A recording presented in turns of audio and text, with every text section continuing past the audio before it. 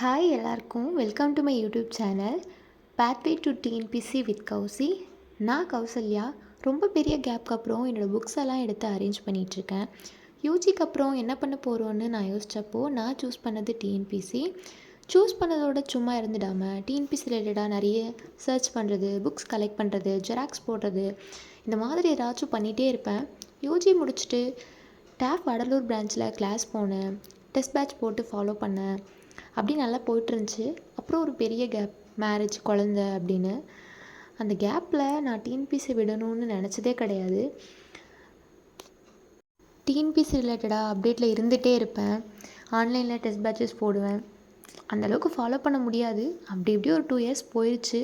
இப்போது ஒரு பெரிய கேப்க்கு அப்புறம் எகெயின் ஸ்க்ராட்ச்லேருந்து ஸ்டார்ட் பண்ணியிருக்கேன் என்னோடய ஸ்டடி ஜேர்னியை. இந்த சேனலில் என்னோடய ப்ரிப்ரேஷன்ஸ் எப்படி இருக்கும், டெய்லி பிளான்ஸ் என்ன மாதிரியான மெட்டீரியல்ஸ் நான் யூஸ் பண்ணுறேன், என்ன ஃபாலோ பண்ணுறேன் அப்படின்றத அப்லோட் பண்ணலான்ட்டு இருக்கேன்.